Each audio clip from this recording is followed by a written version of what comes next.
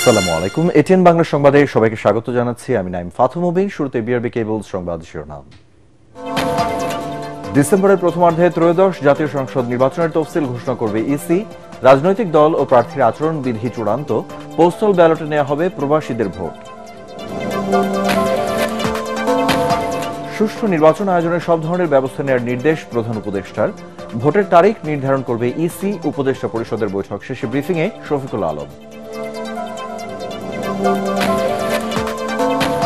জুলাই অভ্যুত্থান কারো একক অর্জন নয়, মুক্তিকামী সকল জনগণের মন্তব্য তারেক রহমানের। সংস্কার ও বিচারের অগ্রগতিতে সন্তুষ্ট বিএনপি, জানালেন সালাউদ্দিন আহমেদ। জুলাই ঘোষণাপত্রে একটি নির্দিষ্ট দলের চিন্তা চেতনা প্রকাশ পেয়েছে মন্তব্য মিয়া গোলাম পরোয়ারের। অন্তর্বর্তী সরকারের সময় জুলাই সনদের আইনি ভিত্তি চায় জামায়াতে ইসলামী। আশুলিয়ায় লাশ পোড়ানোর মামলায় রাষ্ট্রপক্ষের অভিযোগ গঠনের শুনানি শেষ। রামপুরায় হত্যা মামলার সাবেক ডিএমপি কমিশনার হাবিবুল সহ 5 পুলিশের বিরুদ্ধে চার্জশিট। এবং সন্ত্রাস বিরোধী আইনের মামলায় মেজর সাদিকের স্ত্রী সুমাইয়া জাফরিন 5 দিনের রিমান্ডে। সাবেক প্রধান বিচারপতি খায়রুল হক ও বেরবির সাবেক ভিসি কলিমুল্লাহ কারাগারে। শুনছিলেন বিআরবি কেবলস সংবাদ শিরোনাম। এবার বিস্তারিত। চলতি বছরের ডিসেম্বরের প্রথমার্ধেই ত্রয়োদশ জাতীয় সংসদ নির্বাচনের তফসিল ঘোষণা করা হবে বলে জানিয়েছেন নির্বাচন কমিশনার আবুল ফজল মোহাম্মদ সানাউল্লাহ। কমিশন সভা শেষে তিনি জানান, রাজনৈতিক দল ও প্রার্থীর আচরণ বিধিমালা এবং গণপ্রতিনিধিত্ব আদেশ আরপিও চূড়ান্ত করেছে ইসি। প্রথমবারের মতো প্রবাসী ও দেশে বসেও পোস্টাল ব্যালটে ভোট দেওয়ার সুযোগ পাচ্ছেন ভোটাররা। শরফুল আলমের রিপোর্ট। আগামী বছরের ফেব্রুয়ারিতে রোজার আগেই নির্বাচন আয়োজনের জন্য ইসিকে চিঠি দিয়েছে প্রধান উপদেষ্টার কার্যালয়। এ বিষয়ে করণীয় ঠিক করতে বৈঠকে বসে নির্বাচন কমিশন। দিনব্যাপী বৈঠকে রাজনৈতিক দল ও প্রার্থীর আচরণবিধি এবং গণপ্রতিনিধিত্ব আদেশ আরপিও চূড়ান্ত করা হয়। পরে সাংবাদিকদের ব্রিফিং করেন নির্বাচন কমিশনার আবুল ফজল মোহাম্মদ সানাউল্লাহ। তিনি জানান, চলতি বছরের শেষ নাগাদ ঘোষণা করা হবে ত্রয়োদশ জাতীয় সংসদ নির্বাচনের তফসিল।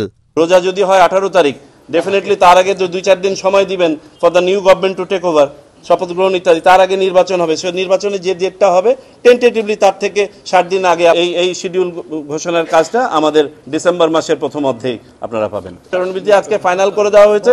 আবারও বলি, আমাদেরকে তো একটু হোল্ড করে রাখতে হবে আপনার আরপিওটা পাবলিশ না হওয়া পর্যন্ত। প্রার্থী এবং দলের যে আচরণবিধির খসড়া ছিল, যেটার উপরে আমরা মতামত নিয়েছিলাম অনলাইনে এটা দেওয়ার পরে, সেটার ভিত্তিতে আজকে এই আচরণবিধি চূড়ান্ত করা হয়েছে। চলতি বছরের 31 অক্টোবর পর্যন্ত যারা ভোটার হবেন তারাও আগামী সংসদ নির্বাচনে ভোট দিতে পারবেন উল্লেখ করে তিনি জানান, উন্নত দেশের মতো পোস্টাল ব্যালটে প্রবাসীদের পাশাপাশি দেশে বসেও ভোট দেওয়ার সুযোগ থাকছে। তবে এজন্য আগে থেকেই করতে হবে নিবন্ধন। প্রবাসীদের কাছে শুধুমাত্র সিম্বল ব্যালট যাবে, সেটাই হবে তাদের পোস্টাল ব্যালট, এবং সেই সিম্বল ব্যালটে যতগুলো সিম্বল থাকা দরকার সেই সিম্বলগুলো থাকবে। প্রবাসীরা ভোট দিবেন সিম্বল যখন অ্যাসাইন করা হবে প্রার্থীদেরকে, তারপরে ইন কান্ট্রি ভোটিং যেটা আছে পোস্টাল ব্যালট। আপনারা জানেন এখানেও 3 ধরনের ভোটার আছেন যারা পোস্টাল ব্যালটে ভোট দিতে পারেন, যেমন সরকারি কর্মচারী, তারপরে ভোট ব্যবস্থাপনা এবং ভোট অনুষ্ঠানের সাথে যারা সম্পৃক্ত থাকেন তারা, এবং আইনে হেফাজতে থাকা ব্যক্তিবর্গ জেলখানায় বা অপরাপর জায়গায়। তাদের জন্য আমরা অনলাইনে রেজিস্ট্রেশনের পদ্ধতি চালু করব এবং একই ব্যালট পেপার তাদেরকেও সরবরাহ করা হবে ভোট দেওয়ার জন্য। আমরা আশা করছি এই পদ্ধতি অবলম্বন করার ফলে দেশের ভিতরে এবং বাইরে একটা উল্লেখযোগ্য সংখ্যক ভোট আমরা এবার আনতে পারবো। এছাড়াও নির্বাচন কমিশনার আরও জানান, ভোটের দিন ভিডিও করার জন্য ড্রোন ব্যবহারে নিষেধাজ্ঞা থাকবে। নির্বাচনের দিন কেন্দ্রে কেন্দ্রে সিসি ক্যামেরা থাকবে কিনা তা এখনও সিদ্ধান্ত হয়নি বলে জানায় কমিশন। শরফুল আলম, এটিএন বাংলা, ঢাকা। অন্তর্বর্তী সরকারের এখন মূল ফোকাস আগামী জাতীয় নির্বাচন সুষ্ঠুভাবে সম্পন্ন করা। এজন্য সব ধরনের ব্যবস্থা নেওয়ার নির্দেশ দিয়েছেন প্রধান উপদেষ্টা। সচিবালয় উপদেষ্টা পরিষদের বৈঠক শেষে সব তথ্য জানান প্রেস সচিব শফিকুল আলম। তিনি জানান, নির্বাচনে আওয়ামী লীগ ও তাদের শরিক দল অংশ নিতে পারবে কিনা তা নির্ধারণ করবে নির্বাচন কমিশন। শেখ হাসিনাকে ফিরিয়ে এনে ন্যায় বিচার নিশ্চিত করা হবে বলেও জানান প্রেস সচিব। রিপোর্ট করছেন মাহবুব কবির চপল। বৃহস্পতিবার সকালে দ্বিতীয়বারের মতো সচিবালয়ে আসেন প্রধান উপদেষ্টা ডক্টর মোহাম্মদ ইউনূস। উপদেষ্টা ও বিভিন্ন মন্ত্রণালয়ের সচিবদের নিয়ে বৈঠকে বসেন তিনি। গুরুত্ব পায় জাতীয় সংসদ নির্বাচন।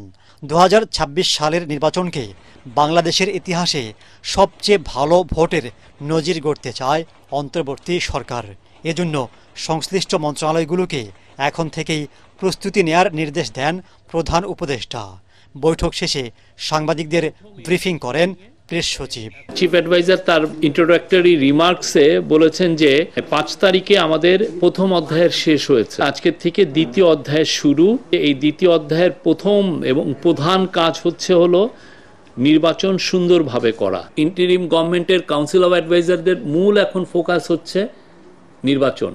অবশ্যই আমাদের রিফর্ম এবং আমাদের ট্রায়াল, যেটা জুলাই আগস্টে যে হত্যাকাণ্ড হলো, সেটার ট্রায়ালটা আমাদের একটা বড় দায়িত্ব। চিফ অ্যাডভাইজার বারবার বলছেন আমাদের সমস্ত চেষ্টা থাকবে বাংলাদেশের ইতিহাসে সবচেয়ে ভালো ইলেকশনগুলোর একটা যাতে আমরা অর্গানাইজ করতে পারি। তিনি জানান, ফেব্রুয়ারিতে নির্বাচনের সিদ্ধান্তকে স্বাগত জানিয়েছে রাজনৈতিক দলগুলো, তবে কোনো বিশেষ দলকে সুবিধা দেবে না সরকার। সুষ্ঠু ভোটের জন্য প্রস্তুত করা হচ্ছে আইনশৃঙ্খলা বাহিনীর 8 লাখের বেশি সদস্যকে।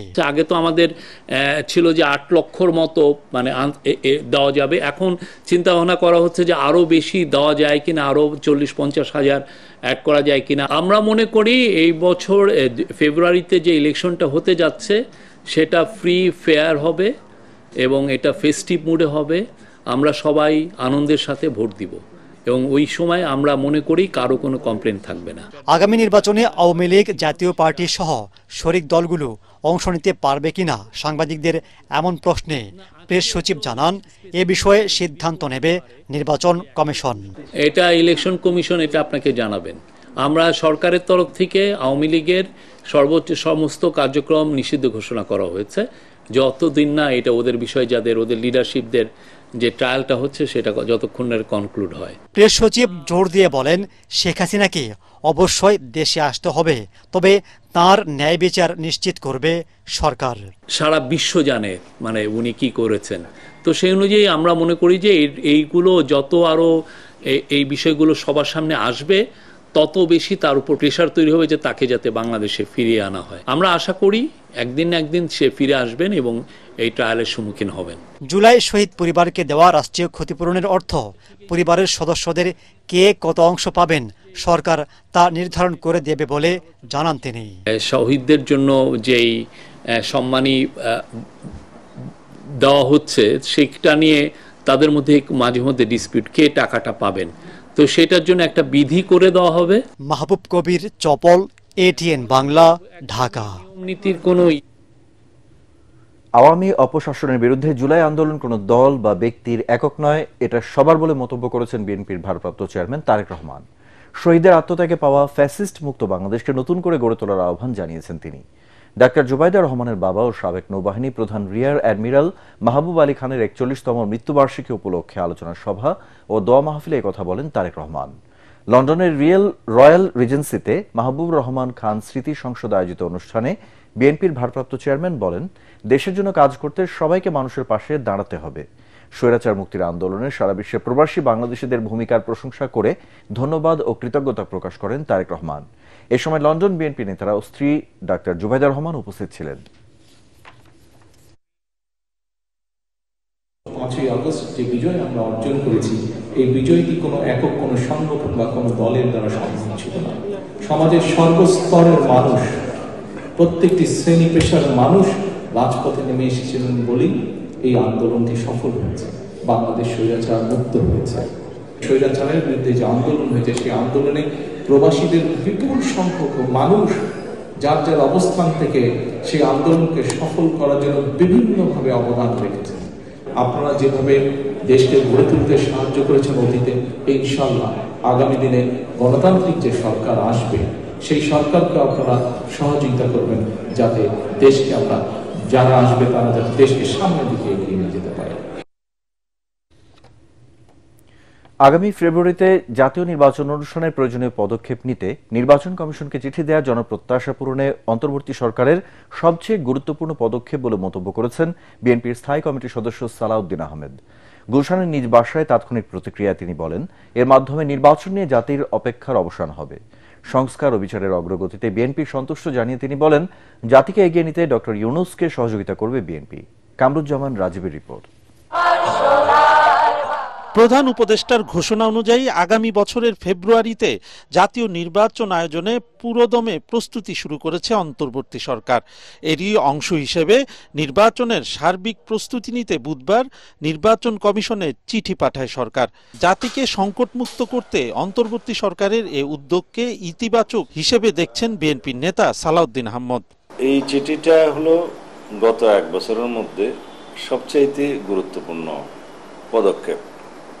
নির্বাচন কমিশন অফিসিয়ালি এই চিঠি পাওয়ার জন্যই এতদিন অপেক্ষা করছিল, সারা জাতি অপেক্ষা করছিল, আমরা অপেক্ষা করছিলাম।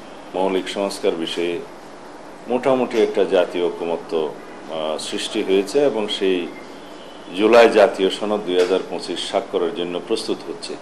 তো সুতরাং আমরাও সন্তুষ্ট, মাননীয় প্রধান উপদেষ্টাও তার এই অগ্রগতির জন্য অপেক্ষা করছিলেন সংস্কার এবং বিচার কার্যক্রমের জন্য। গত এক বছরে সরকারের কার্যক্রম মূল্যায়ন করতে গিয়ে তিনি বলেন, নানা প্রতিকূলতার মধ্যে অন্তর্বর্তী সরকার যে পর্যায়ে এসেছে এর বেশি তাদের পক্ষে সম্ভব ছিল না। ঐকমত্যের ভিত্তিতে তৈরি জুলাই সনদে স্বাক্ষর করা রাজনৈতিক দলগুলোর অঙ্গীকার। জাতীয় ঐক্য কমিশনে যে সংস্কার প্রস্তাবগুলো আমরা গ্রহণ করেছি ঐকমতের ভিত্তিতে একটা গ্রেটার কনসেনসাস হয়েছে, যেগুলো এই সরকারের পক্ষে বাস্তবায়ন করা সম্ভব অধিকাংশই সংবিধানের সংস্কারগুলো বাদে, সেটা এই সরকার পূরণ করে যেতে পারে। এখানেই আমাদের ঐকমত্য। তা আমরা মনে করি এই প্রতিশ্রুতি অঙ্গীকারনামা, এই সনদ, জাতীয় জুলাই সনদ সবাই স্বাক্ষর করলে সেটাই হবে ন্যাশনের কাছে একটা অঙ্গীকার, প্রতিশ্রুতি। অন্যদিকে বিএনপির সিনিয়র যুগ্ম মহাসচিব রুহুল কবির রিজভী বলেছেন, রমজানের আগে নির্বাচন দিয়ে জনগণের দাবি ও আকাঙ্ক্ষা পূরণ করেছে অন্তর্বর্তী সরকার। মাইলস্টোন স্কুলে বিমান দুর্ঘটনায় নিহত মাসুমা বেগমের পরিবারকে সমবেদনা জানাতে গিয়ে তিনি কথা বলেন। মোহাম্মদ ইউনূস সাহেবকে আমি ধন্যবাদ জানাই। শুধু রাজনৈতিক দল নয়, জন আকাঙ্ক্ষার প্রতি শ্রদ্ধা জানিয়ে তিনি এই ঘোষণাটা দিয়েছেন। মাসুমা বেগমের পরিবারকে আর্থিক অনুদান দেওয়ার পাশাপাশি তার ছেলের পড়ালেখার দায়িত্ব নেন তারেক রহমান। কামরুজ্জামান রাজীব, এটিএন বাংলা, ঢাকা। জুলাই ঘোষণাপত্রে একটি নির্দিষ্ট দলের চিন্তা চেতনা প্রকাশ পেয়েছে বলে রাজনীতির ময়দানে গুঞ্জন উঠেছে, এমনটাই মন্তব্য করেছেন বাংলাদেশ জামায়াতে ইসলামের সেক্রেটারি জেনারেল মিয়া গোলাম পরওয়ার। জাতীয় প্রেস ক্লাবে বাংলাদেশ আদর্শ শিক্ষক ফেডারেশন আয়োজিত এক আলোচনা সভায় এ মন্তব্য করেন গোলাম পরওয়ার। নির্বাচনের সময় ঘোষণাকে ইতিবাচক হিসেবে অভিহিত করলেও প্রয়োজনীয় সংস্কার ছাড়া নির্বাচন দিলে জনগণের সঙ্গে প্রতারণা করা হবে বলে মন্তব্য করেন জামায়াতের এই শীর্ষ নেতা। এছাড়া বিদ্যমান ব্যবস্থা নির্বাচন হলে নতুন ফ্যাসিবাদের জন্ম হবে বলে শঙ্কা প্রকাশ করেন তিনি। রিপোর্ট করছেন খায়রুল ইসলাম। জুলাই গণ অভ্যুত্থানে ছাত্র শিক্ষক জনতার অবদান শীর্ষক আলোচনা সভার আয়োজন করে আদর্শ শিক্ষক ফেডারেশন। এতে অংশ নেন বিভিন্ন প্রতিষ্ঠানের শিক্ষক সহ জামায়াতের কেন্দ্রীয় নেতারা। শ্রদ্ধেয় শিক্ষক মণ্ডলী, জামায়াত নেতারা বলেন, অন্তর্বর্তী সরকারকে জুলাই সনদের আইনি ভিত্তি দিয়ে তারপর নির্বাচনের দিকে যেতে হবে। আজকে যে ছাত্র শিক্ষকদের জুলাই অভ্যুত্থানের যে অবদান, তারা এই আন্দোলনে ফ্যাসিবাদের বিরুদ্ধে যে রক্ত দিয়েছে, জীবন দিয়েছে, ঐতিহাসিক অবদান, গত 5 তারিখের জুলাই ডিক্লারেশনের মধ্যে তার একটা লাইনও কিন্তু উল্লেখ করা হয়নি। নির্বাচন করবেন, সরকার আসবে 2 বছর পরে, তারপরে এইসব কিছু মেরামত করবেন, এটা জাতির কাছে আস্থা তৈরি করছে না। আমরা একজন ফ্যাসিস্ট সরকারকে বিদায় করেছি, নির্বাচনের মাধ্যমে অন্যায়ভাবে আর একটা ফ্যাসিস্ট সরকার বাংলাদেশে আসুক, জনগণ এটা হতে দেবে না। জামায়াত সেক্রেটারি অভিযোগ করেন, অন্তর্বর্তী সরকারের জুলাই ঘোষণাপত্রে নির্দিষ্ট একটি দলের চিন্তাকে প্রাধান্য দেওয়া হয়েছে। বিশাল জনগোষ্ঠীর অবদানকে অস্বীকার করে কোন একটি দলের চিন্তা এবং চেতনা, আদর্শ, গাইডলাইন কি এই জুলাই ঘোষণা তৈরির ক্ষেত্রে প্রভাব বিস্তার করেছে? এই প্রশ্ন কিন্তু তৈরি হচ্ছে। বিদ্যমান অবস্থায় নির্বাচন অনুষ্ঠিত হলে নতুন ফ্যাসিবাদদের জন্ম হতে পারে বলেও আশঙ্কা করেন জামায়াত নেতারা। খায়রুল ইসলাম, এটিএন বাংলা, ঢাকা। প্রধান উপদেষ্টা ডক্টর ইউনূসকে ছাড়া অন্তর্বর্তী সরকারের কোনো উপদেষ্টাকে কেউ আর বিশ্বাস করে না বলে মন্তব্য করেছেন ইনকিলাব মঞ্চের মুখপাত্র শরীফুল ওসমান বিন হাদি। বিকেলে ঢাকা বিশ্ববিদ্যালয়ের মধুর ক্যান্টিনে জুলাই ঘোষণাপত্র নিয়ে প্রতিক্রিয়া জানাতে গিয়ে তিনি একথা বলেন। এ সময় উপদেষ্টাদের অনেকেই ভবিষ্যতের আশায় রাজনৈতিক দলগুলোর সঙ্গে আপোষ করেছেন বলে অভিযোগ করেন তিনি। বলেন, রাজনৈতিক দলের পক্ষে ইনকিলাব মঞ্চ, কিন্তু রাজনৈতিক শক্তির নামে নিপীড়নের পক্ষে নয়। এ সময় এনসিপি রাজনৈতিক সক্ষমতা, জুলাই ঘোষণাপত্র ও 2 মাসের আলোচনায় 19 মৌলিক সংস্কারের বিষয় নিয়েও প্রশ্ন তোলেন তিনি। প্রধান উপদেষ্টা, জুলাইয়ের পক্ষের শক্তিরা আপনার মুক্ত দেখা এখন পর্যন্ত এই সরকারের একটা হাত ধরে রাখছে, কিন্তু এই উপদেষ্টাদের কেউ কেউ ইতিমধ্যে রাজনৈতিক দল যারা সামনে ক্ষমতায় আসবে তাদের সাথে নেগোসিয়েশন করে কেউ সামনে আইনমন্ত্রী হবে, কেউ অন্যান্য মন্ত্রী হবে, কি কি হবে এইটা পাকাপোক্ত করে এখন তাদের জবানে আমাদের ঘোষণাপত্র লিখে দেয়। জুলাই গণ অভ্যুত্থানে ঢাকার আশুলিয়ায় 5 মরদেহ ও জীবিত একজনকে পোড়ানো সহ 7 জনকে হত্যার দায়ে মানবতা বিরোধী অপরাধের মামলায় অভিযোগ গঠনের শুনানি শেষ করেছে রাষ্ট্রপক্ষ। পরে আসামিপক্ষের শুনানির জন্য 13 আগস্ট দিন ঠিক করেন বিচারপতি নজরুল ইসলাম চৌধুরীর নেতৃত্বে আন্তর্জাতিক অপরাধ ট্রাইব্যুনাল 2। এদিকে রামপুরায় 2 জনকে হত্যা ও কার্নিশে ঝুলে থাকা যুবককে গুলি করে ঘটনায় সাবেক ডিএমপি কমিশনার হাবিবুর রহমান সহ 5 পুলিশ সদস্যের বিরুদ্ধে আনুষ্ঠানিক অভিযোগপত্র দাখিল করেছে প্রসিকিউশন। আরো জানাচ্ছেন হুমায়ুন চিশতি। জুলাই গণ আন্দোলনে সবচেয়ে নৃশংস ঘটনা ঘটে রাজধানীর আশুলিয়ায়। 5 আগস্ট স্বৈরাচার পতনের দিন বিকেলে আশুলিয়া থানার সামনে 5 জনকে গুলি করে হত্যা করে পুলিশ। পুলিশের গুলিতে গুরুতর আহত হন আরও একজন। 5টি মরদেহের সাথে আহত ওই ব্যক্তিকেও একটি গাড়িতে তুলে পুড়িয়ে দেয় পুলিশ। এর আগের দিন পুলিশ শাহাবুল ইসলাম নামে একজনকে গুলি করে হত্যা করে। আলোচিত এ মামলার তদন্ত প্রতিবেদন গত 19 জুন প্রসিকিউশনের কাছে জমা দেয় তদন্ত সংস্থা। 2রা জুলাই 16 জনকে আসামি করে আনুষ্ঠানিক অভিযোগপত্র জমা দেয় প্রসিকিউশন। বৃহস্পতিবার সকালে এ মামলার 16 আসামির মধ্যে গ্রেপ্তার থাকা 8 আসামিকে ট্রাইব্যুনালে হাজির করা হয়। পরে অভিযোগ গঠনের উপর শুনানি করে রাষ্ট্রপক্ষ। আমরা ট্রাইব্যুনালের সামনে উপস্থাপন করেছি যে একটা মানুষকে হত্যার পরে তার লাশকে পুড়িয়ে দেওয়া অথবা তার মধ্যে যে একজন জীবিত ছিল তার জীবিত অবস্থায় তাকে পুড়িয়ে দেওয়া, এটি ওই মানুষ যারা নিহত হয়েছে তারা সহ যারা সারা পৃথিবীতে দেখেছে প্রত্যেকটি মানুষেরই মেন্টাল হার্ম হয়েছে, যেটি এই আইনের একটি অমানবিক আচরণের কারণে এটি আন্তর্জাতিক আইনের মানবতা বিরোধী অপরাধ হিসেবে স্বীকৃত। এদিকে ছাত্র জনতার আন্দোলন চলাকালে 19 জুলাই বিকেলে রামপুরায় নির্মাণাধীন ভবনের ছাদের কার্নিশের রড ধরে ঝুলে থাকা যুবক আমিরকে লক্ষ্য করে 6টি গুলি করে এক পুলিশ সদস্য। গুলি করার ওই ঘটনা এবং আরও 2 জনকে হত্যার ঘটনার 1 বছর পরে আনুষ্ঠানিক অভিযোগপত্র জমা দিল প্রসিকিউশন। এতে ডিএমপির সাবেক কমিশনার হাবিবুর রহমান সহ 5 পুলিশ সদস্যকে আসামি করা হয়েছে। আত্মরক্ষার তাগিদে কার্নিশে ঝুলেছিল একজন ব্যক্তি, তাকে গুলি করা হয়েছিল। একজন বাড়ির ভিতরে একজন শিশুকে কোলে নিয়ে তার দাদি ছিল, সেই শিশুর মাথার এক পাশে গুলি লেগে আর এক পাশ দিয়ে বের হয়ে যায় এবং আরও একজনকে হত্যার অভিযোগে সাবেক ডিএমপি কমিশনার হাবিবুর রহমান সহ 5 জনের বিরুদ্ধে আমরা ফরমাল চার্জ দাখিল করেছি। আশা করছি আগামী ওপেনিং ডেট বা তার পরের দিন কগনিজেন্স হিয়ারিং। জুলাই গণ আন্দোলনে মানবতা বিরোধী অপরাধের মোট 4টি অভিযোগ আমলে নিয়েছে ট্রাইব্যুনাল। এর মধ্যে 3টিতে অভিযোগ গঠনের মাধ্যমে বিচার শুরু হয়েছে। হুমায়ুন চিশতি, এটিএন বাংলা, ঢাকা।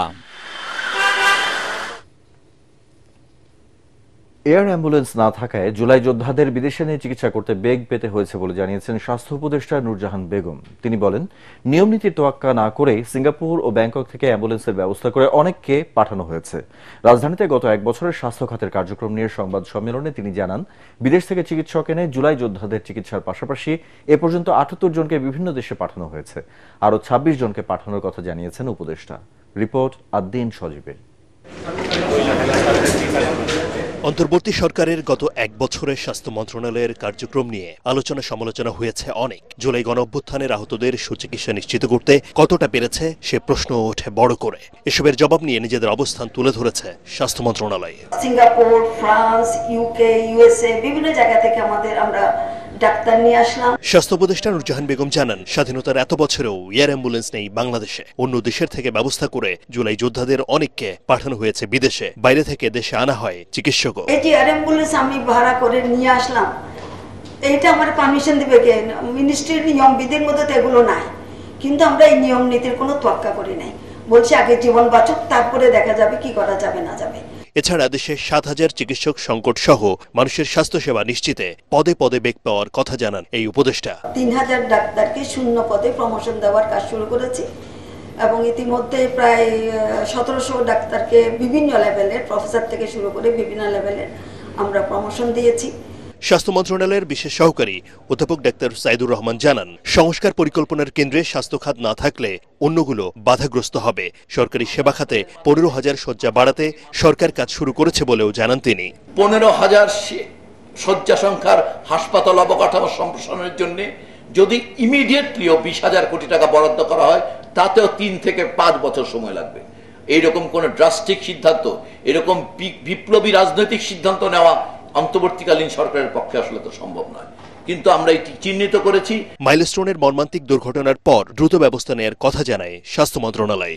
জানায় সিঙ্গাপুর, ভারত ও চীন থেকে চিকিৎসকদের আনা হয় নিখুঁত চিকিৎসা করাতেই। আদ্দিন সজে, এটিএন বাংলা, ঢাকা। বাজার সিন্ডিকেট নির্মূল ও রপ্তানি বৃদ্ধির মাধ্যমে সুষ্ঠু অর্থনীতি এবং বৈষম্যহীন সুন্দর বাংলাদেশ গড়তে অন্তর্বর্তীকালীন সরকার কাজ করছে বলে জানিয়েছেন বাণিজ্য উপদেষ্টা শেখ বশিরউদ্দিন।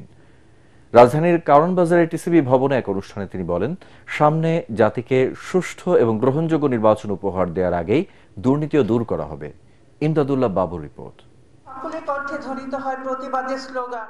জুলাই গণ অভ্যুত্থান দিবসের স্মরণে এই অনুষ্ঠানের আয়োজন করে বাণিজ্য এবং বস্ত্র ও পাট মন্ত্রণালয়। এই মহৎ উদ্যোগে উপস্থিত আছেন। এতে জুলাই যোদ্ধারা অভিযোগ করেন, যে চেতনা নিয়ে ফ্যাসিবাদী সরকারের বিরুদ্ধে তারা সংগ্রাম করেছিলেন, সেই চেতনা এখনো বাস্তবায়ন করতে পারেনি অন্তর্বর্তী সরকার। চুরি, ডাকাতি, চাঁদাবাজি এখনো অনবরত চলছে। আমরা এই দেশ চাইনি। আমাদের দেশে এখনো অর্থবহ কোনো সংস্কার আসেনি। আমাদের আরো বেশি সংস্কারের দিকে আরো মনোযোগী হতে হবে। আমরা চেয়েছি সাম্য এবং মানবিক বাংলাদেশ গড়া, আমরা চেয়েছি বৈষম্যহীন বাংলাদেশ গড়া। আজকে 1 বছর হয়েছে, কিন্তু আমরা কতটুকু অর্জন করতে পেরেছি।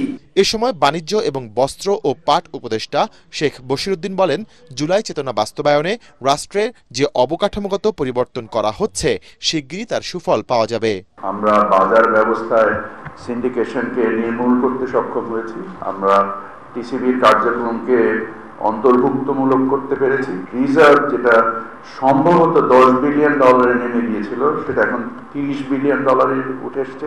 গত মাসের রপ্তানি সম্ভবত 32 মাসের মধ্যে হাইয়েস্ট অর্জিত হয়েছে। আমরা আশা করি ইনশাআল্লাহ আমাদের এই স্বল্পকালীন সরকারে আমরা আরো বেশি কাঠামোগত সংস্কার করে এমন একটা অবস্থায় উপনীত হতে পারবো, যার মাধ্যমে পরবর্তী নির্বাচিত সরকার দেশকে একটা সুষ্ঠু অর্থনৈতিক এবং বৈষম্যহীন যে আমাদের যে যাত্রা, এই যাত্রায় আমরা অগ্রসর করব ইনশাআল্লাহ।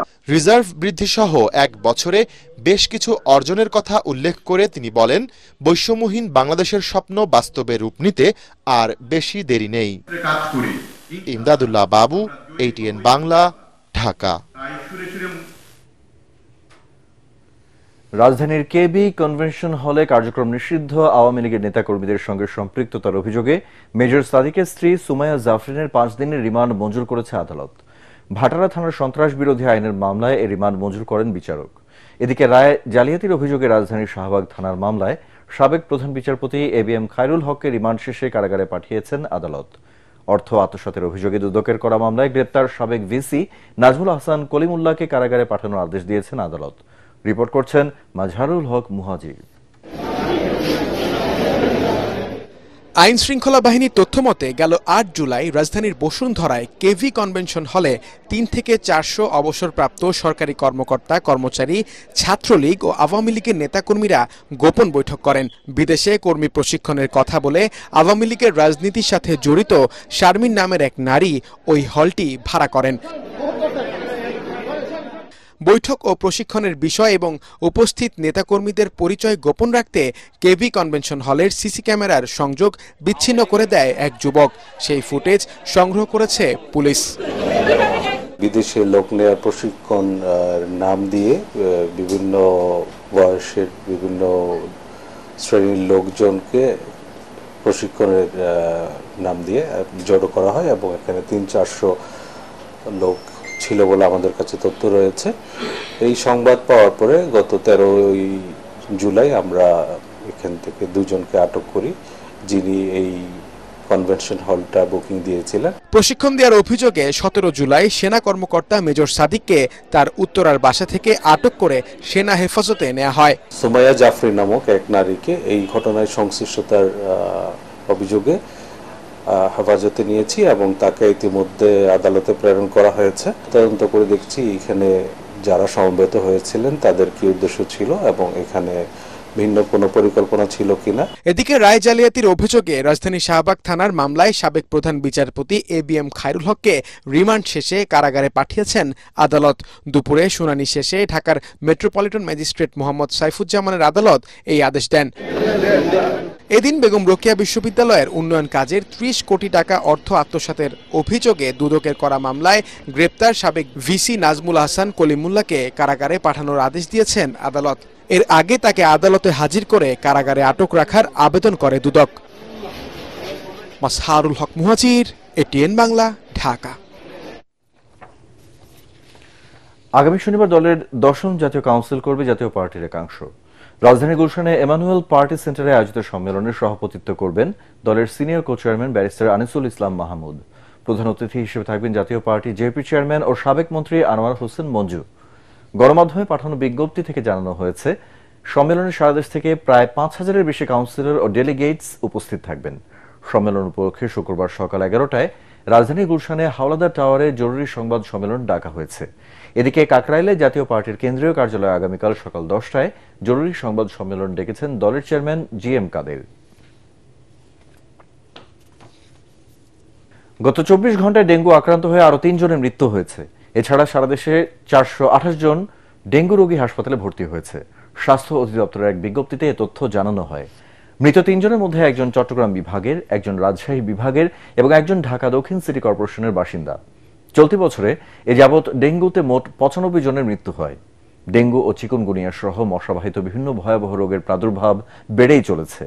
নিজেকে এবং পরিবারের সবাইকে মশা থেকে সম্পূর্ণ সুরক্ষিত রাখতে ঘরে ব্যবহার করুন এক্সপেল ন্যাচারাল অ্যারোসল, আর বাইরে গেলে সাথে রাখেন expel natural mosquito repellent spray, যা সরাসরি ত্বকে ব্যবহার করা যায়।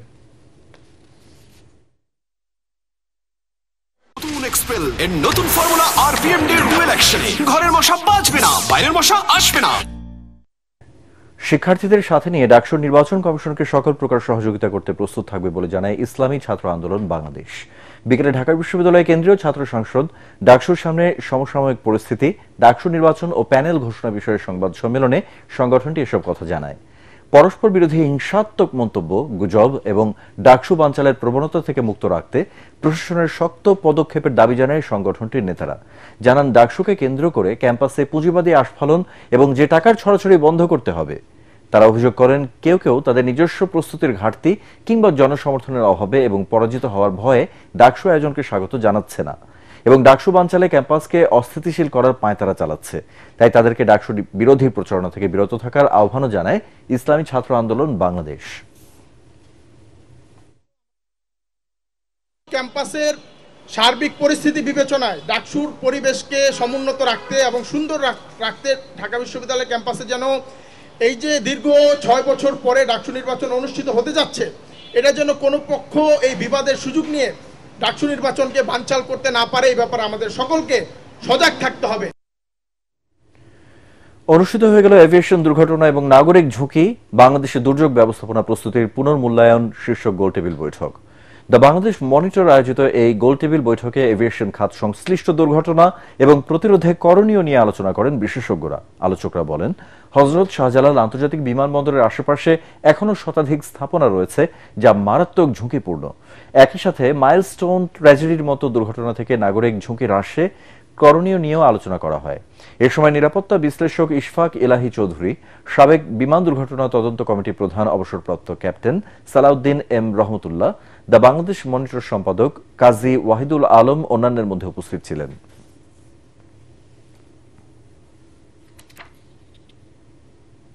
এ পর্যায়ে পূবালী ব্যাংক বাণিজ্য সংবাদ।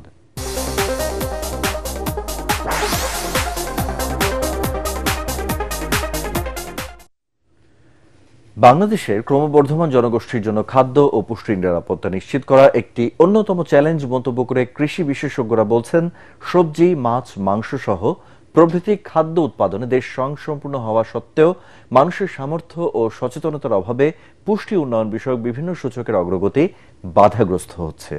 ময়মনসিংহে বাংলাদেশ পরমাণু কৃষি গবেষণা ইনস্টিটিউট বিনায় আয়োজিত আঞ্চলিক কর্মশালায় তারা এসব কথা জানান। বিনার মহাপরিচালক ডক্টর আবুল কালাম আজাদ ও কৃষি সম্প্রসারণ অধিদপ্তর ময়মনসিংহ অঞ্চলের অতিরিক্ত পরিচালক ডক্টর সালমা লাইজু সহ অন্যান্যরা এতে বক্তব্য রাখেন। এবারে আন্তর্জাতিক সংবাদ।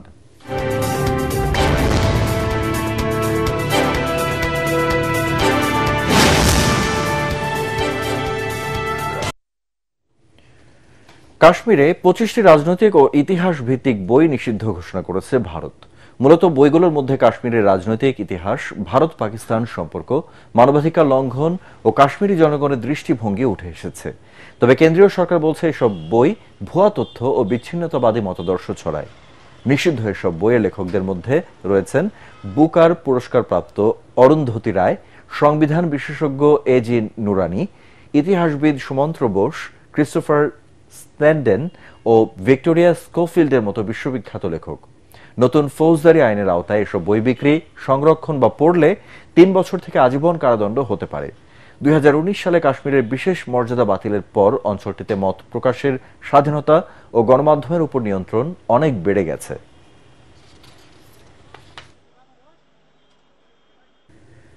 অন্তর্বর্তীকালীন সরকার জনগণের দাবিকে সম্মান করে প্রয়োজনীয় সংস্কারের পর একটি সুষ্ঠু নির্বাচন আয়োজন করবে, কিন্তু জুলাই ঘোষণাপত্রে সংস্কার বিষয়ক কিছুই উল্লেখ করেনি প্রধান উপদেষ্টা বলে মন্তব্য করেছেন জামাতের সহকারী সেক্রেটারি জেনারেল মাওলানা এটিএম মাসুম। রাজধানীর ডিপ্লোমা ইঞ্জিনিয়ার ইনস্টিটিউটে ঢাকাস্থ বুড়িচং ব্রাহ্মণপাড়াবাসীদের সংগঠনের মতবিনিময় সভায় তিনি এসব কথা বলেন। নির্বাচনের জন্য যে লেভেল প্লেয়িং ফিল্ড দরকার তা এখনো তৈরি হয়নি বলে উল্লেখ করেন এটিএম মাসুম। এ সময় দলটির আরেক সহকারী সেক্রেটারি জেনারেল মাওলানা রফিকুল ইসলাম খান বলেন, স্বৈরাচার পালিয়ে যাওয়ার পর একটা দল নিজেদেরকে দেশের মালিক ভাবছে।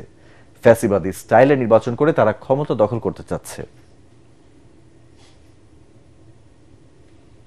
বাগেরহাটে 4টি সংসদীয় আসনের মধ্যে একটি কমিয়ে 3টি সংসদীয় আসন করার প্রস্তাবের প্রতিবাদে জাতীয় প্রেসক্লাবের সামনে মানববন্ধন করেছে বাগেরহাট জেলা সর্বদলীয় সম্মিলিত কমিটি। 4টি আসন বহাল রাখার দাবিতে নির্বাচন কমিশনের স্মারকলিপি জমা দেন বাগেরহাটের বাসিন্দারা। তাদের এ দাবি নির্বাচন কমিশন না মেনে নিলে লাগাতার কঠোর আন্দোলনের ঘোষণা দেন তারা। এর আগে গত 30 জুলাই দুপুরে আসন্ন ত্রয়োদশ জাতীয় সংসদ নির্বাচনে বাগেরহাটে 4টি আসনের মধ্যে একটি অংশ কমিয়ে জেলায় 3টি আসন করার প্রাথমিক প্রস্তাব দেয় নির্বাচন কমিশন। এরপর থেকে একের পর এক আন্দোলন করে যাচ্ছে বাগেরহাটের বিভিন্ন রাজনৈতিক দল, সাধারণ মানুষ ও পেশাজীবীগণ। ইলেকশন কমিশনের টেকনিক্যাল কমিটি ওনারা একটি আসন বাদ দেওয়ার সুপারিশ করে জমা দিয়েছে নির্বাচন কমিশন অফিসে। আমরা এর তীব্র নিন্দা এবং প্রতিবাদ জানাচ্ছি এবং অনতিবিলম্বে আমাদের এই আসন পুনর্বহাল করার জন্য আমরা দাবি জানাচ্ছি। ওনারা আমাদের এই দাবি মেনে নেবেন। দাবি যদি না মানেন বাগেরহাটবাসী আরো কঠিন আন্দোলনে যাবেন। আমরা আমাদের দাবি আদায় না হওয়া পর্যন্ত আমরা ঘরে উঠব না। এবারে খেলার খবর।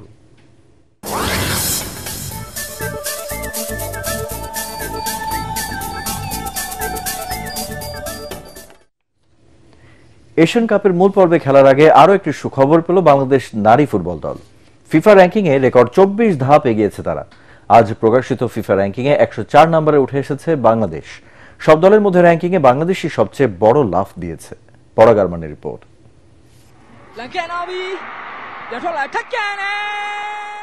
ফিফা র্যাঙ্কিং এগিয়ে যাওয়া বাংলাদেশ নারী ফুটবল দলের জন্য প্রত্যাশিতই ছিল। গত জুন জুলাইয়ে তারা এশিয়ান কাপ বাছাই পর্বে তুর্কমেনিস্তান, বাহরাইন এবং মিয়ানমারের বিপক্ষে দাপুটে জয় তুলে নিয়ে প্রথমবারের মতো এশিয়ান কাপের মূল পর্বে খেলা নিশ্চিত করে। হাল নাগাদ ফিফা র্যাঙ্কিংয়ে তার প্রভাবও পড়েছে। রেকর্ড 24 ধাপ এগিয়ে বাংলাদেশের অবস্থান এখন 104 নম্বরে। সব দলের মধ্যে বাংলাদেশই র্যাঙ্কিংয়ে সবচেয়ে বড় লাফ দিয়েছে।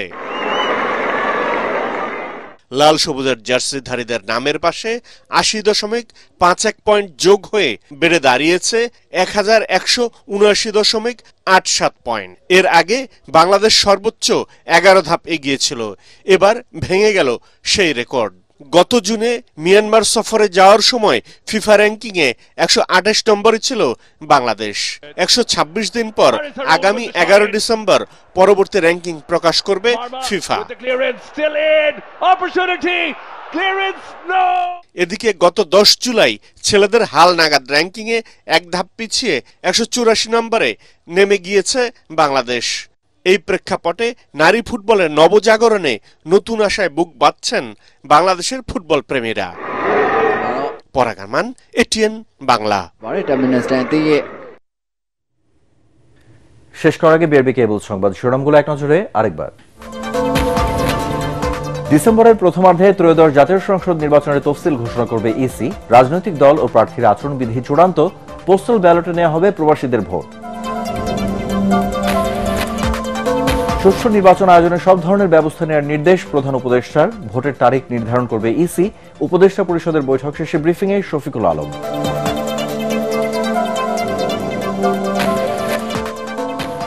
জুলাই অভ্যুত্থান কারো একক অর্জন নয়, মুক্তিকামী সকল জনগণের মন্তব্য তারেক রহমানের। সংস্কার ও বিচারের অগ্রগতিতে সন্তুষ্ট বিএনপি, জানালেন সালাউদ্দিন আহমেদ। জুলাই ঘোষণাপত্রে একটি নির্দিষ্ট দলের চিন্তা চেতনা প্রকাশ পেয়েছে মন্তব্য মিয়া গোলাম পরোয়ারের। অন্তর্বর্তী সরকারের সময় জুলাই সনদের আইনি ভিত্তি চায় জামায়াতে ইসলামী। আশুলিয়ায় লাশ পোড়ানোর মামলায় রাষ্ট্রপক্ষের অভিযোগ গঠনের শুনানি শেষ। রামপুরায় হত্যা মামলায় সাবেক ডিএমপি কমিশনার হাবিবুর সহ 5 পুলিশের বিরুদ্ধে চার্জশিট। এবং সন্ত্রাস বিরোধী আইনের মামলায় মেজর সাদিকের স্ত্রী সুমাইয়া জাফরিন 5 দিনের রিমান্ডে। সাবেক প্রধান বিচারপতি খায়রুল হক ও বেরবির সাবেক ভিসি কলিমুল্লাহ কারাগারে। পরবর্তী সংবাদ দেখার আমন্ত্রণ জানিয়ে এখনকার মতো শেষ করছি। এটিএন বাংলার সংবাদ ইউটিউবে দেখতে ব্রাউজ করুন youtube/ATN Bangla News। ধন্যবাদ।